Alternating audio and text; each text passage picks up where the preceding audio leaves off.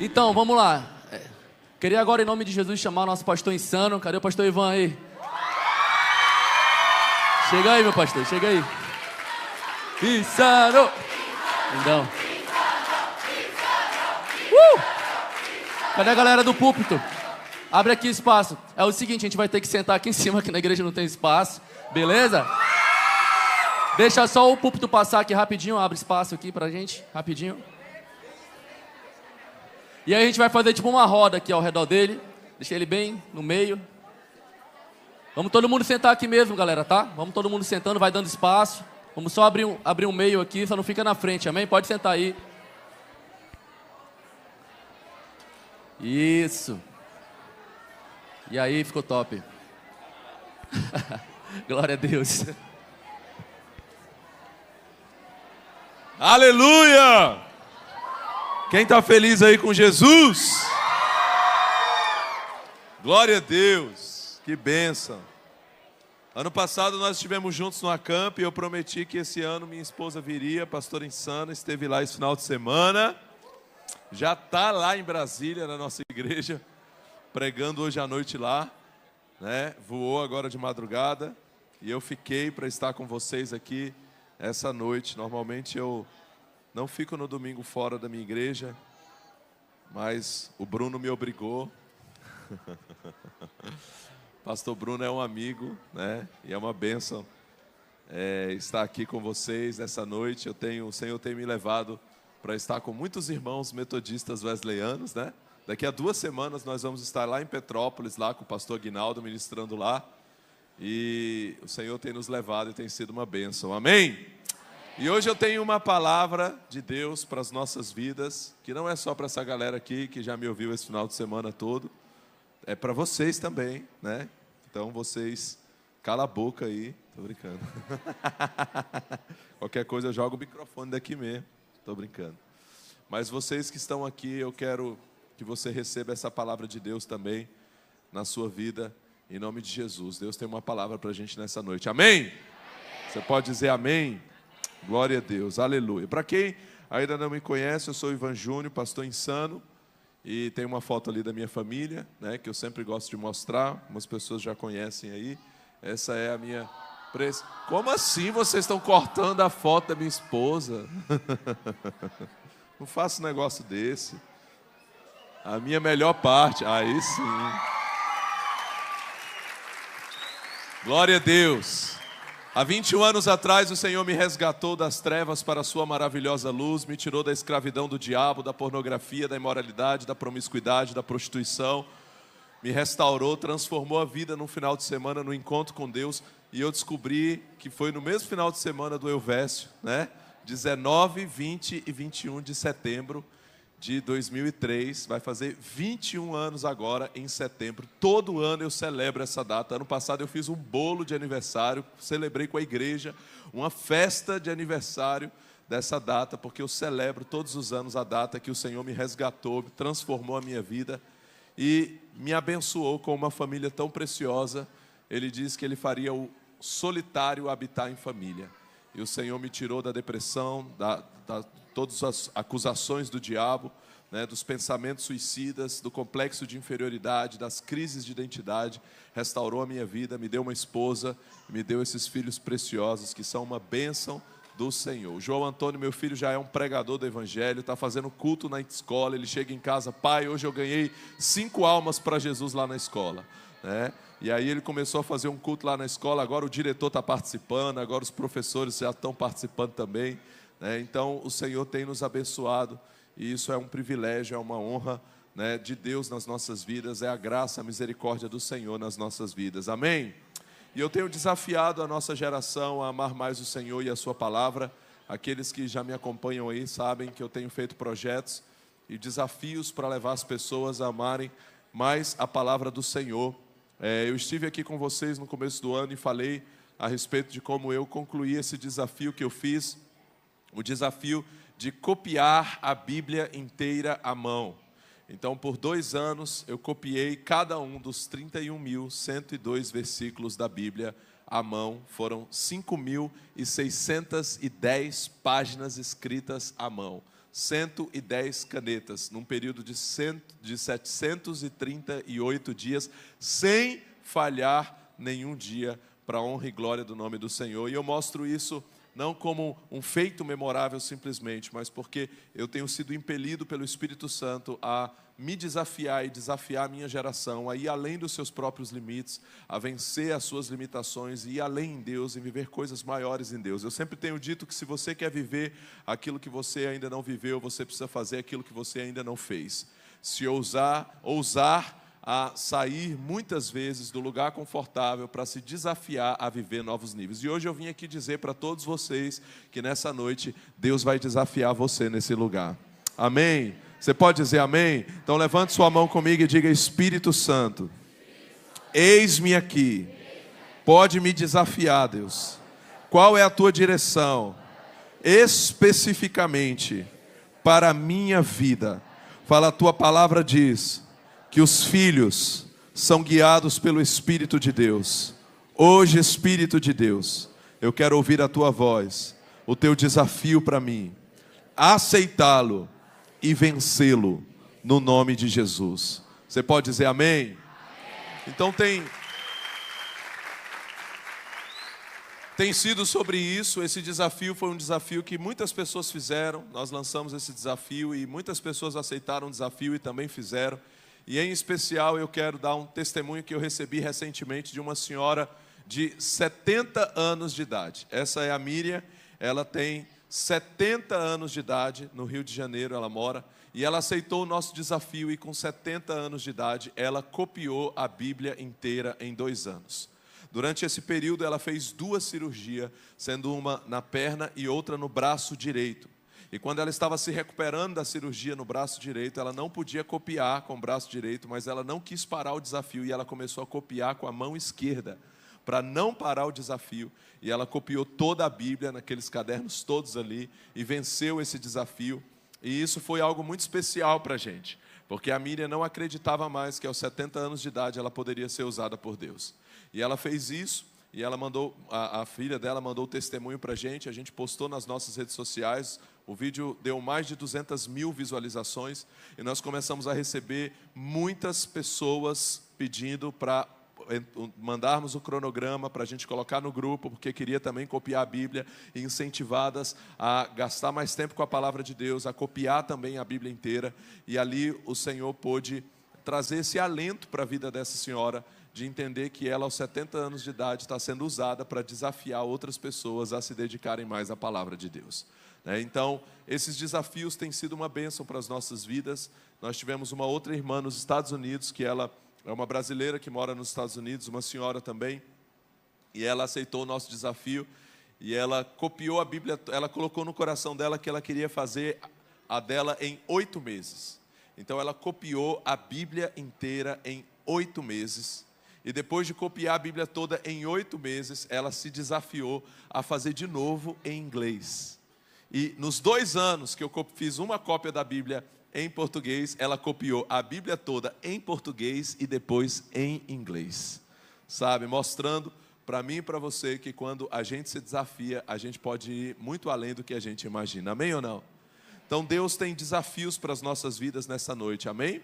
Eu quero falar com você nessa noite a respeito de posicionamento em Deus, mas antes eu queria testemunhar isso, e eu sempre gosto de mostrar esses testemunhos, e também dizer que nós vamos começar um desafio essa semana de leitura da Bíblia inteira, que nós fazemos todos os anos nesse 2º semestre.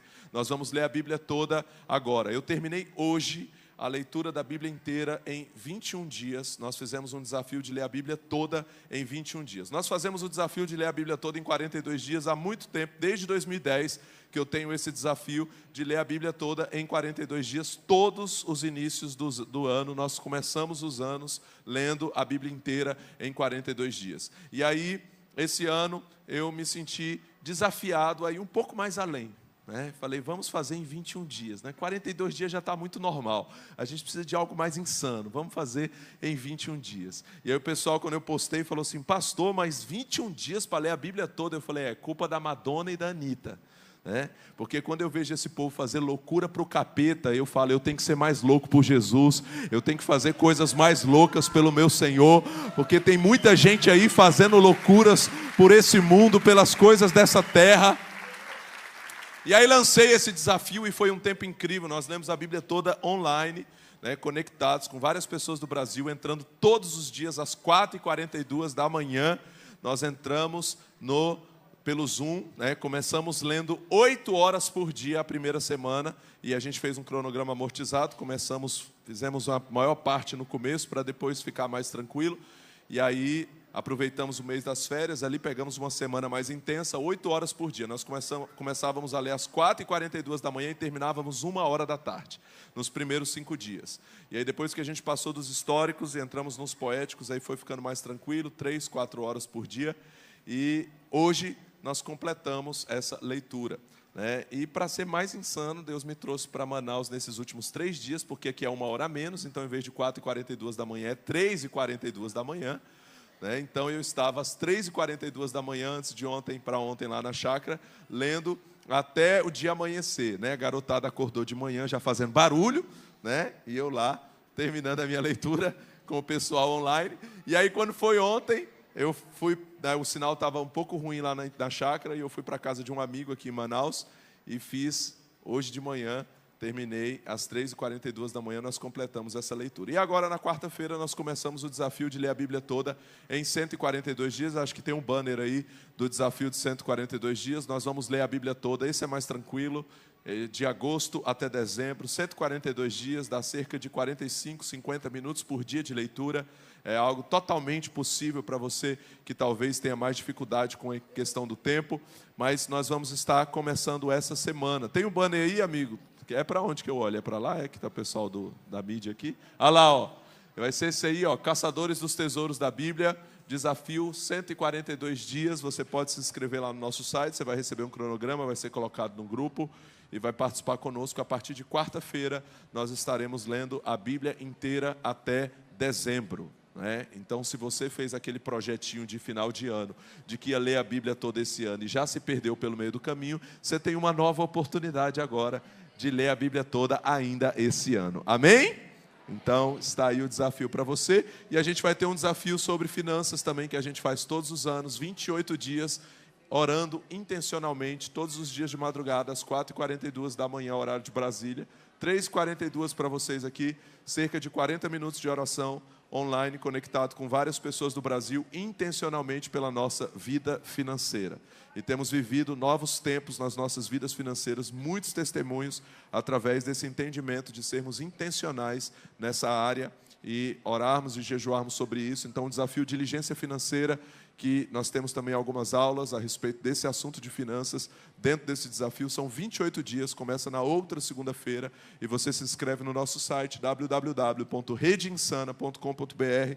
Você se inscreve para participar dos nossos desafios lá. Eu quero que você abra a sua Bíblia comigo em Lucas, no capítulo 3. E hoje eu quero pregar aqui a partir de uma genealogia. Diga comigo, genealogia. Genealogia. Eu quero aqui, o tema dessa mensagem é: quem sou eu na genealogia? Fale para alguém perto de você, quem sou eu na genealogia? As genealogias são muito importantes dentro da Bíblia. A gente faz essas leituras constantes da Bíblia, vez após outra, e as pessoas falam isso: meu Deus, mas a parte das genealogias é tão difícil, né? Teve gente que já brincou assim: pastor, não tem como fazer uma camisa assim, eu venci o desafio, eu li a Bíblia toda, menos as genealogias, né? E aí a gente pula só essa parte das genealogias. Mas as genealogias que estão presentes em toda a Bíblia, desde o Antigo Testamento para o Novo, nós temos as genealogias presentes, porque sempre foi muito importante para Deus mostrar que Ele é um Deus geracional. Fala comigo, Deus é um Deus geracional. Fala assim comigo, é de pai para filho. Amém? E isso fica muito claro na Bíblia, por isso que sempre foi muito importante. Nós não temos muito essa cultura da genealogia. A gente conhece, às vezes, o avô, o bisavô, né? O tataravô, em alguns casos raros, e não vai mais que isso. A gente não conhece muitas vezes as nossas genealogias, mas para o povo de Israel isso sempre foi muito importante. E nós precisamos entender o quanto que é importante esse lugar de filhos, essa esse pensamento geracional que o Senhor tem ali através da sua palavra, e por isso as genealogias são tão importantes. E Lucas, ele aqui no seu evangelho, no capítulo 3, ele começa já nos primeiros capítulos trazendo essa genealogia tão importante, traçando a genealogia de Adão até Jesus. Mas ele faz isso de forma regressiva, ele começa por Jesus, ele vai retrocedendo quem são os pais, até chegar em Adão. E eu queria que você acompanhasse comigo aí então, em Lucas capítulo 3, verso 23, diz assim: ora, o mesmo Jesus, ao começar o seu ministério, tinha cerca de 30 anos, sendo filho de José, filho de Ali, né? Vamos ler aqui na NVT, que a minha tradução está diferente. Filho de José, José era filho de Eli, vai passando para mim, tá, por favor. 24. Eli era filho de Matate, Matate era filho de Levi, Levi era filho de Melque, Melque era filho de Janai, Janai era filho de José. José era filho de Matatias, Matatias era filho de Amós, Amós era filho de Naum, Naum era filho de Esli, Esli era filho de Nagai. Nagai era filho de Maate, Maate era filho de Matatias, Matatias era filho de Semei, Semei era filho de Joseque, Joseque era filho de Jodá, Jodá era filho de Joanã, Joanã era filho de Ressa, Ressa era filho de Zorobabel, Zorobabel era filho de Salatiel, Salatiel era filho de Neri. Neri era filho de Melque, Melque era filho de Adi, Adi era filho de Cozã, Cozã era filho de Eumadã, Eumadã era filho de... Cortou ali, é isso mesmo, é um bom nome para o seu filho, simples, né? Quem é você? Eu sou é mesmo,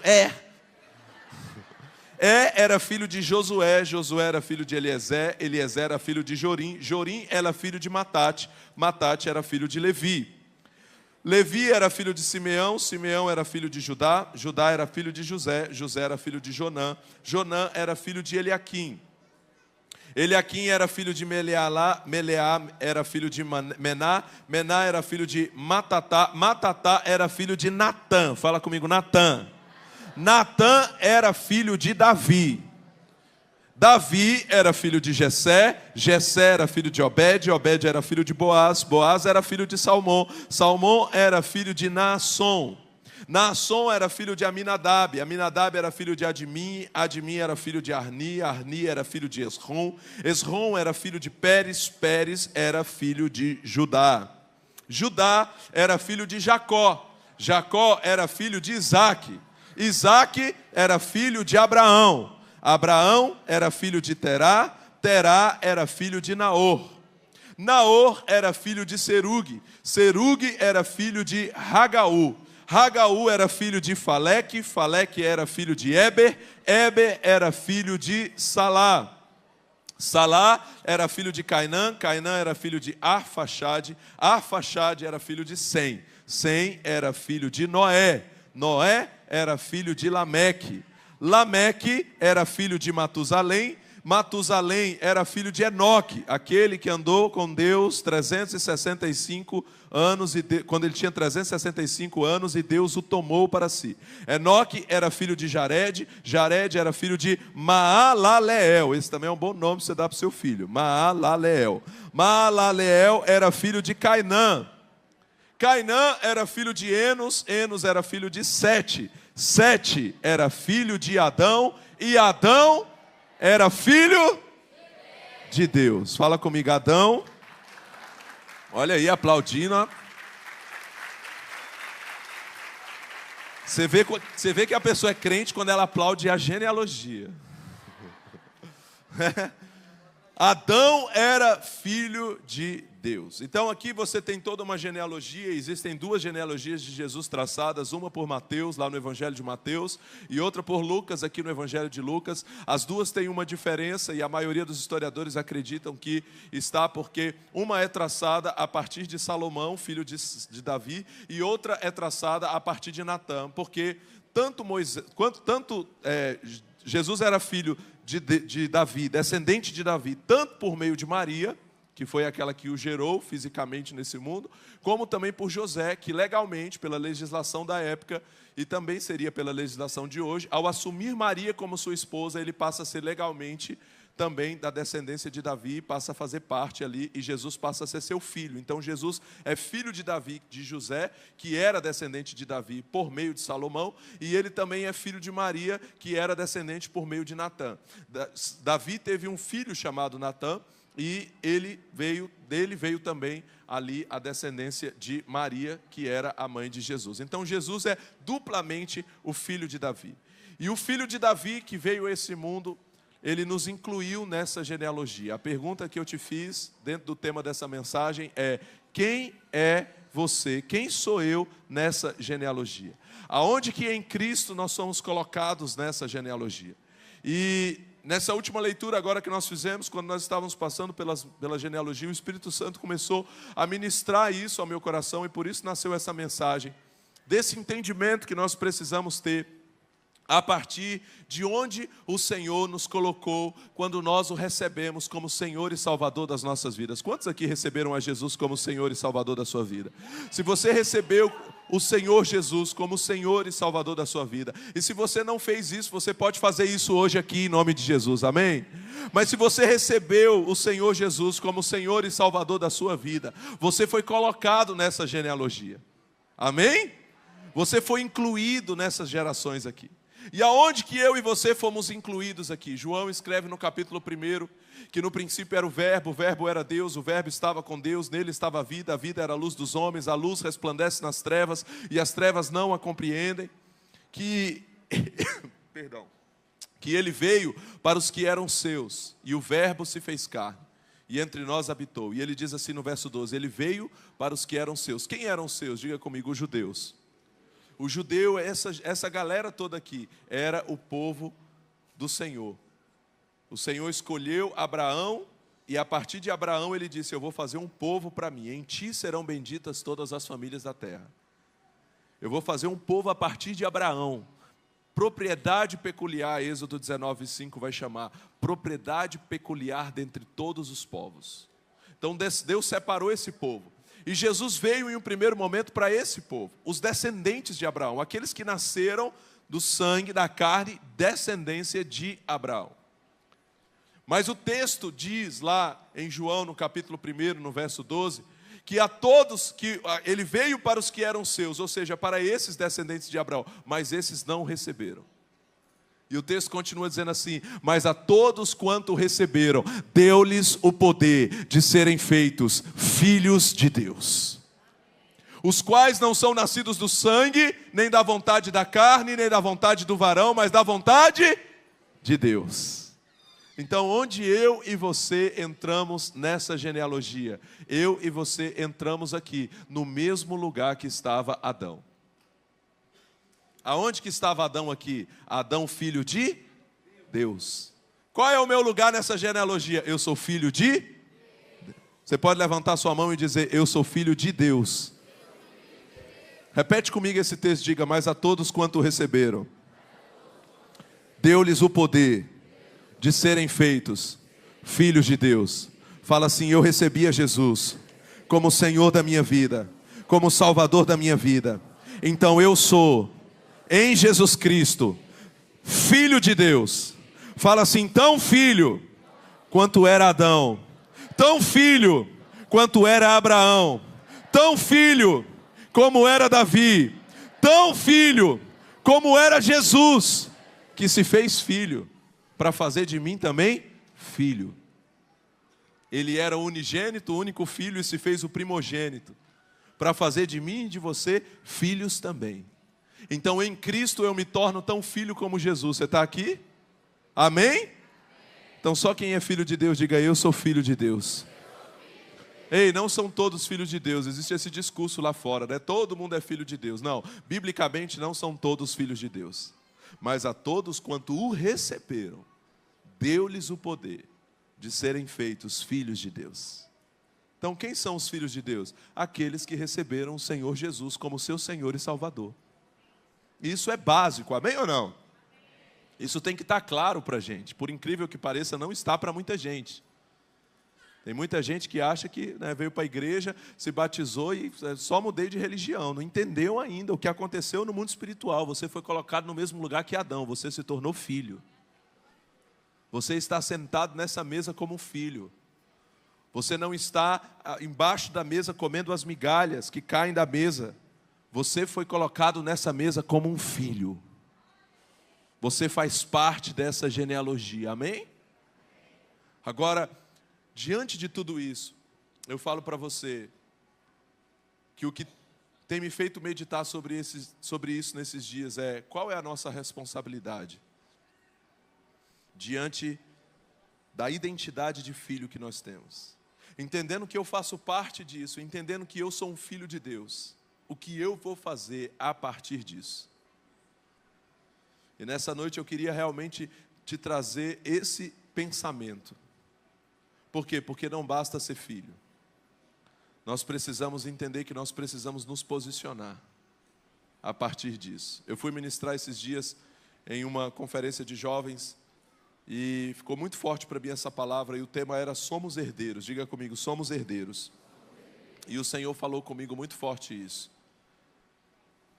Porque eu estive na Itália pregando há alguns anos atrás, e quando eu cheguei na Itália, cheguei lá na Itália, eu descobri uma realidade que eles estavam vivendo ali naquele país, que o pessoal de lá me falou sobre isso. E ele disse: pastor, aqui a gente vive, pastor Bruno, a crise dos herdeiros.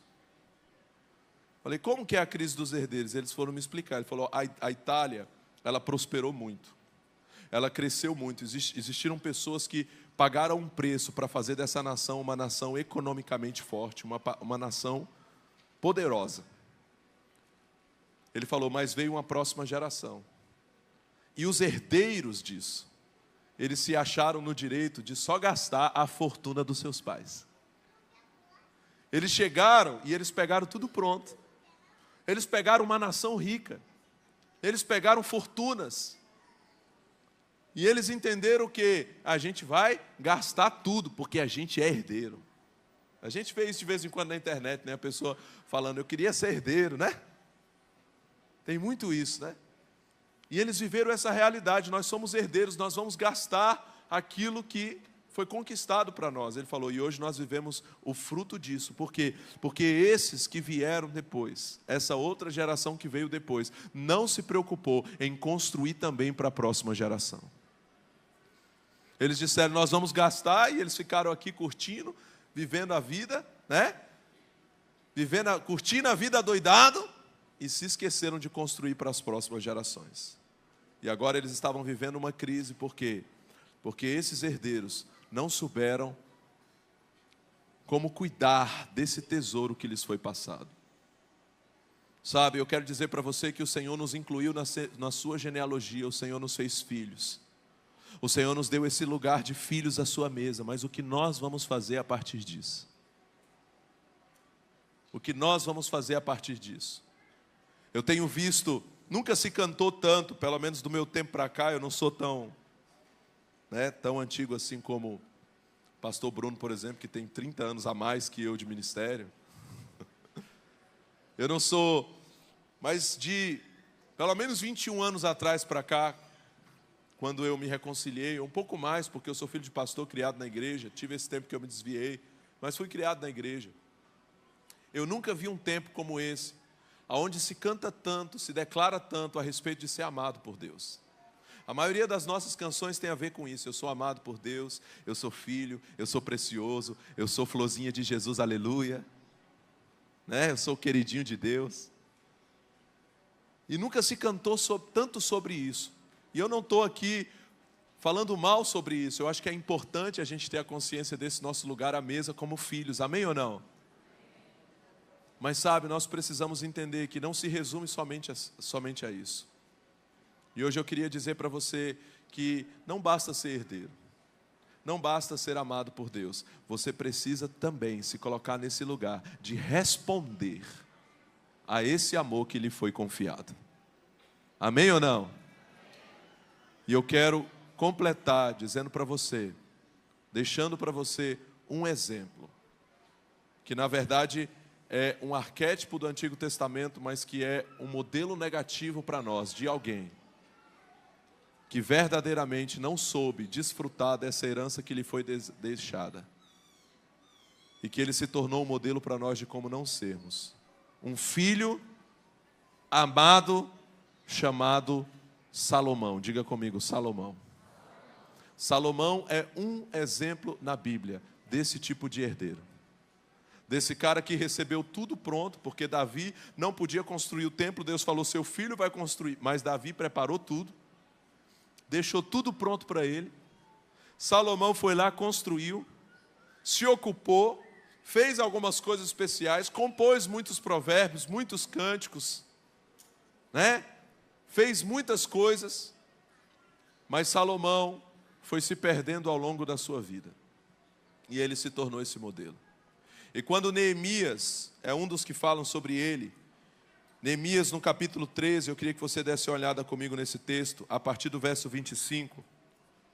O contexto de Neemias aqui é o seguinte: centenas de anos depois de Salomão, quando o povo foi levado para o exílio da Babilônia, Jerusalém foi devastada, seus muros foram derrubados, eles foram levados para o exílio, ficaram 70 anos no exílio da Babilônia, porque Deus havia falado a partir do profeta Jeremias, que seriam 70 anos, eles ficaram, cumpriram aquele templo, e quando eles voltam do cativeiro, e eles vão reconstruir ali em Esdras e em Neemias, esse é o contexto histórico, eles estão reconstruindo Jerusalém. E Neemias agora vai colocar as coisas em ordem, ele vai restabelecer o culto, ele vai dizer, olha, bora né, arrumar tudo aqui, vamos organizar tudo do jeito que deve ser. Nós já sofremos por não termos feito do jeito de Deus. Nós perdemos tudo, nós fomos levados para o exílio, então a gente não vai vacilar de novo. E aí ele vem para organizar tudo, ele vem para colocar tudo em ordem. E ele se depara com algumas realidades que aquele povo estava fazendo que desagradava a Deus. Uma das coisas que eles estavam desobedecendo a Deus era a respeito de casamentos que o Senhor não permitiu. O Senhor falou para eles não se casarem com alguns povos, e eles estavam casados com esses povos. Aí Neemias vai brigar com essa galera, porque eles estavam fazendo isso. Neemias ficou irado, Neemias ficou bruto, meu irmão. Neemias ficou insano. Olha o que diz o texto aqui, ó. Contendi com eles e os amaldiçoei, e espanquei algum deles. Imagina esse líder Neemias lá. Espancou os caras, lhes arranquei os cabelos, né? O Elvésio nunca arrancou o cabelo de ninguém aqui não, né? O Neemias era esse líder, arrancou até o cabelo do povo, entendeu? Dizendo, não darei mais vossas filhas e seus filhos, e não tomareis mais suas filhas, nem para vossos filhos, nem para vós mesmos.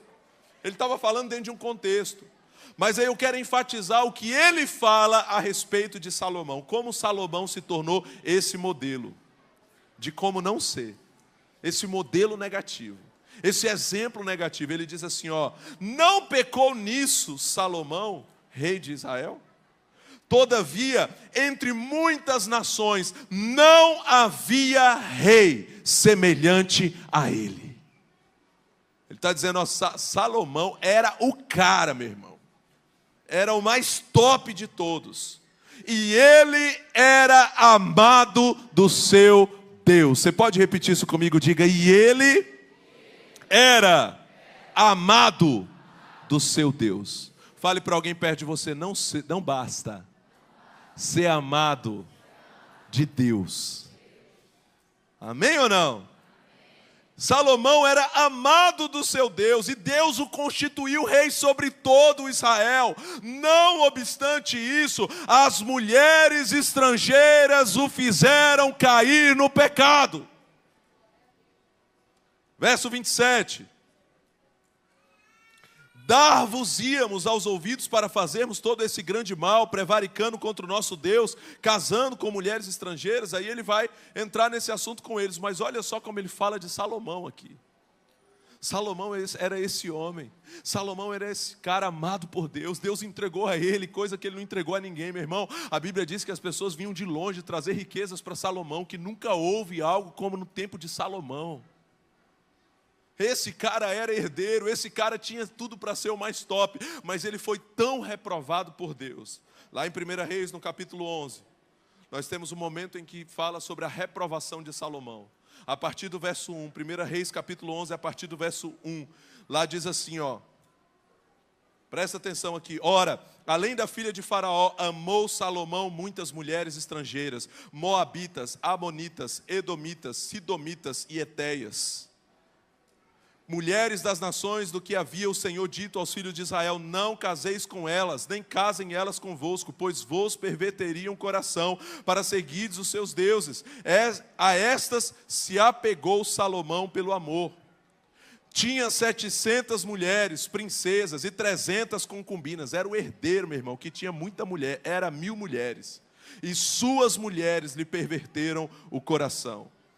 Verso 4: sendo já velho, suas mulheres lhe perverteram o coração para seguir outros deuses. Seu coração não era de todo fiel para com o Senhor, seu Deus, como fora o de Davi, seu pai. Aqui fica claro que Salomão tinha tudo para acertar com o pai que ele tinha, sim ou não? Mas ele, como herdeiro, ele vacilou. Fala comigo, ele vacilou. E nesse texto vai dizer, para a gente ganhar tempo aqui, que eu acho que o meu tempo já acabou. Mas eu quero dizer para você que Salomão, a Bíblia diz que Deus ficou tão irado com Salomão, que ele falou: eu vou tirar o reino de Judá. Eu só não vou tirar, porque eu fiz uma promessa a Davi, que sempre vai haver um filho de Davi assentado no trono. Então eu vou tirar 10 tribos, eu vou entregar outra pessoa para reinar. E eu vou deixar só aqui 2 tribos com os filhos de Davi, por causa de Davi. Porque ele ficou tão revoltado e chateado com Salomão. Sabe, hoje eu queria falar com você aqui nessa noite. Eu queria que você entendesse que o recado de Deus para nós é: nós temos uma responsabilidade diante do lugar que Deus nos colocou nessa genealogia. Nós temos uma responsabilidade diante da herança que nós recebemos. Sabe, cada um de vocês que foram para esse acampamento nesse final de semana, vocês receberam algo extraordinário de Deus esse final de semana. Mas o que vocês vão fazer com isso? Cada um de nós que estamos aqui, que reconhecemos a Jesus como Senhor e Salvador das nossas vidas, o que nós vamos fazer a partir disso? Não é só sobre ser amado por Deus, mas é sobre o que eu vou fazer a partir do entendimento de ser amado por Deus. Esses dias eu disse algo que deixou muita gente em crise. Eu vou repetir aqui. O inferno está cheio de pessoas que Deus amou de tal maneira. Porque Deus amou o mundo de tal maneira. Amém ou não? Então Ele amou. Mas todos foram salvos? Não. Para que todo aquele que nele crê não pereça, mas tenha a vida eterna. Então o inferno está cheio de pessoas que Deus amou de tal maneira, irmão. Então não é só sobre ser amado por Deus, porque isso nós somos. É sobre o que eu vou fazer com esse amor. Como eu estou respondendo a esse amor. Sabe, quando eu decidi viver uma vida de desafios, onde eu estou sempre me desafiando a fazer coisas que vão me aproximar mais de Deus, a gastar mais tempo com o Senhor e com a sua palavra, é porque eu entendi que eu preciso fazer algo a partir daquilo que Jesus fez por mim. Eu não posso me assentar como herdeiro e achar tudo já foi conquistado, eu não tenho que fazer nada, não. A partir disso eu preciso entender que existe algo que eu posso, preciso e devo fazer.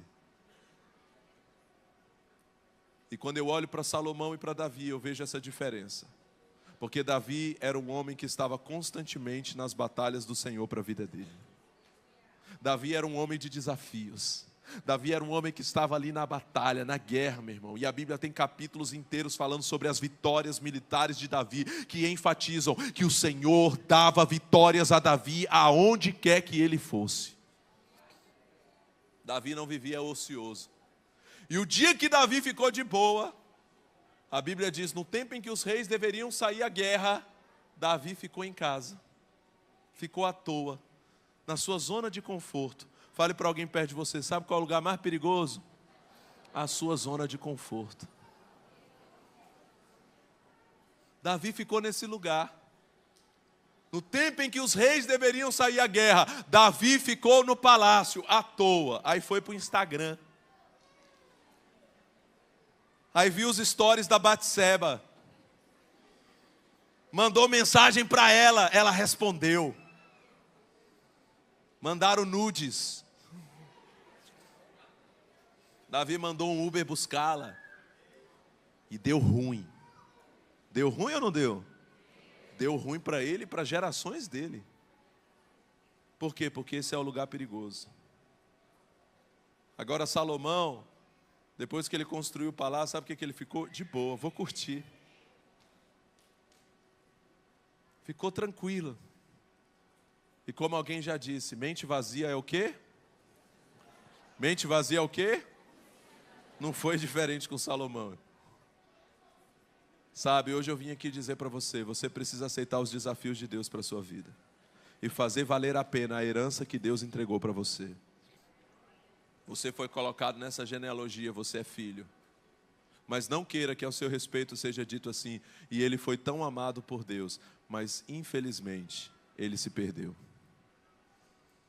Deus me livre, irmão, de que seja dito isso ao meu respeito. Eu quero que ao meu respeito possa ser dito como Davi, que lá no Novo Testamento, quando os apóstolos vão citá-lo, eles vão dizer, aquele que o Senhor chamou um homem segundo o meu coração. Encontrei Davi, porque Davi errou, Davi falhou, mas ele tinha esse coração de querer acertar. Eu não estou falando aqui sobre ser perfeito e sobre não cometer erros, eu estou falando aqui de alguém que quer acertar, de alguém que quer fazer a vontade de Deus, de alguém que quer aceitar os desafios de Deus. E hoje a pergunta que eu faço para você é, qual é o desafio de Deus para você hoje? Qual é o desafio de Deus para você hoje? Ei, Rede Move que está aqui, que voltou desse acampamento pegando fogo. Qual é o desafio para você amanhã? Que agora vocês vão voltar para a realidade, né? Para a escola, para a internet, para a sua casa. Às vezes o seu desafio hoje é dentro da sua casa. Às vezes é lá onde você estuda. Né? Você sabe qual é o seu desafio. Qual é o desafio de Deus para mim e para você hoje? Deus, eu sou amado, eu sou filho, mas eu quero aceitar os desafios do Senhor para a minha vida. Há 21 anos eu tenho aceitado os desafios de Deus para a minha vida. Eles conheceram aqui o nosso testemunho ontem contado pela boca da minha esposa, que é bem mais divertido quando ela conta. De como nós decidimos nos guardar para o casamento e dar o nosso primeiro beijo na boca no altar. Porque fomos desafiados por Deus. É um desafio. E eu não vim aqui colocar o meu desafio para você. Eu vim aqui dizer para você, como filhos, ouça o Espírito Santo. Qual é o desafio de Deus para você hoje? Talvez o desafio de Deus para você hoje é perdoar essa pessoa que você está aprisionado no ressentimento por causa dela. E você está adoecendo no seu corpo porque você está doente na alma. Talvez o desafio de Deus hoje para você é você parar com essa procrastinação e começar a fazer aquilo que Deus já mandou você fazer e você está enrolando.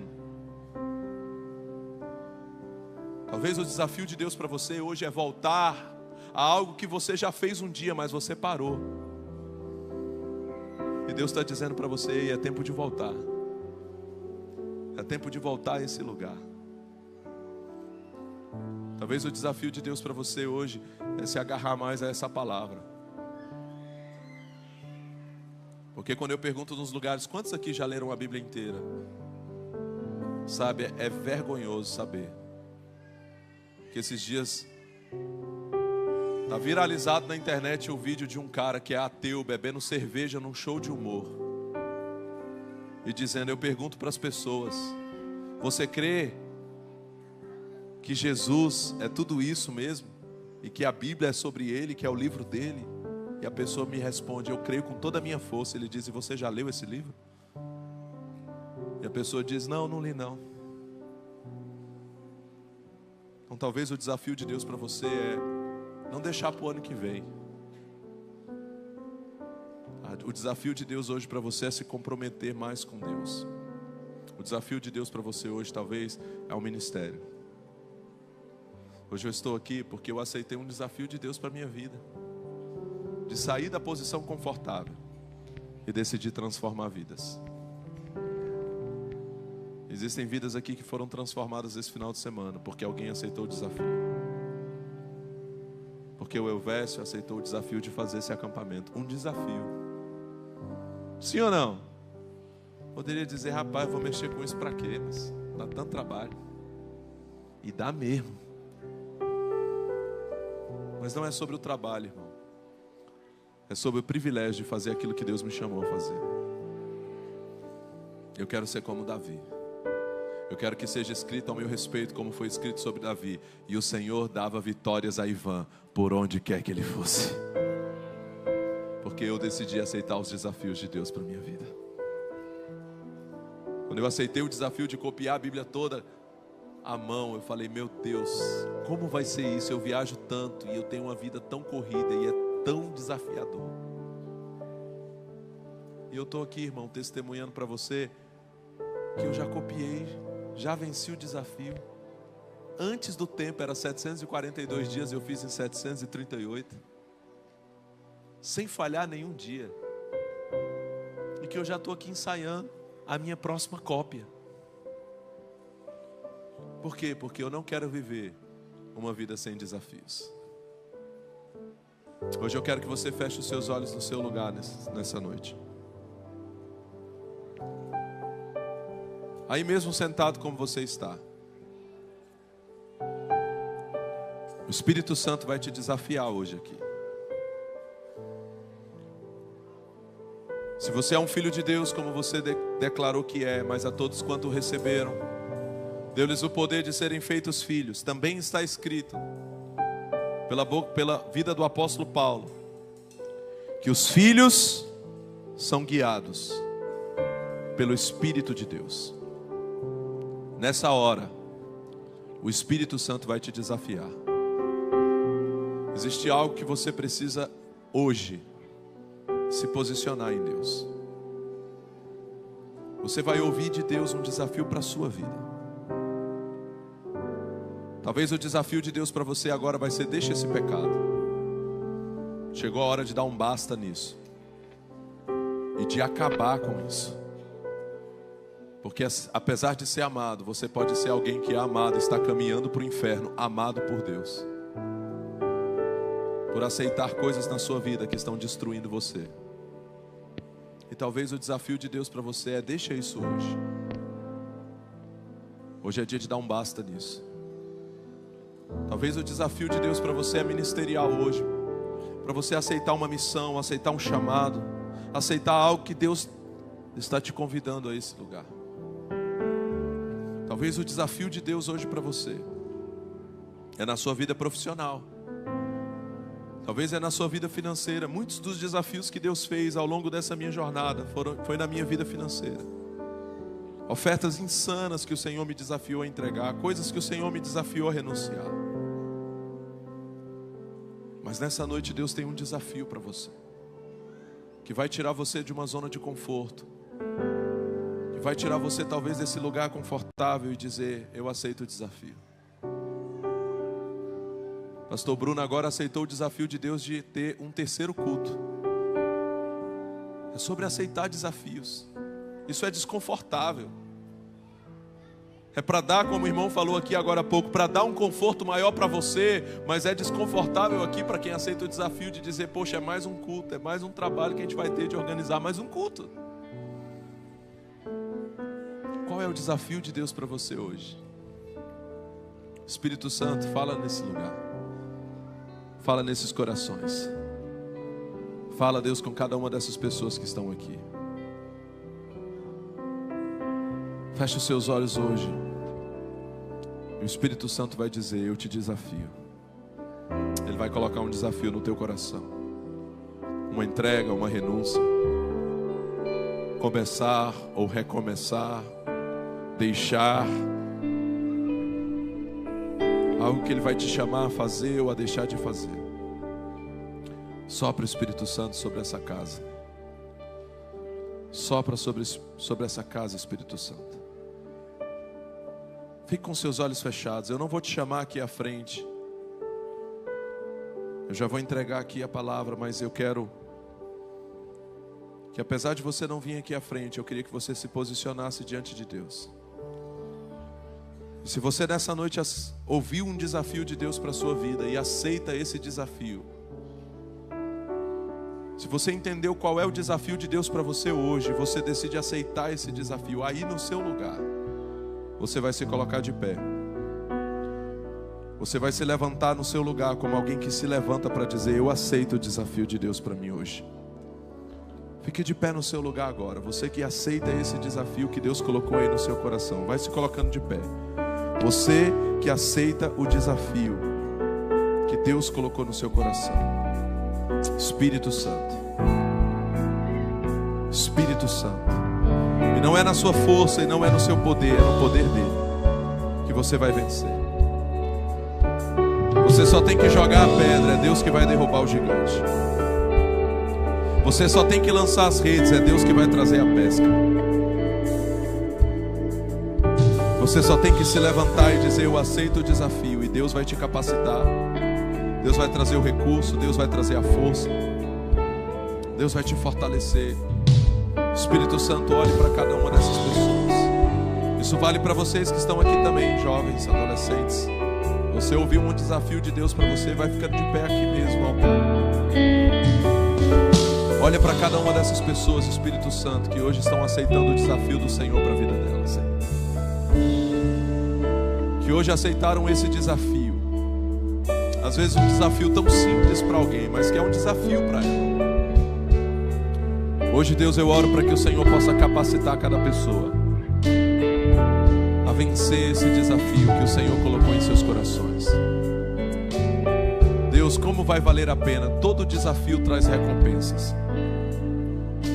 De cada vitória que Davi voltava, ele tinha os despojos.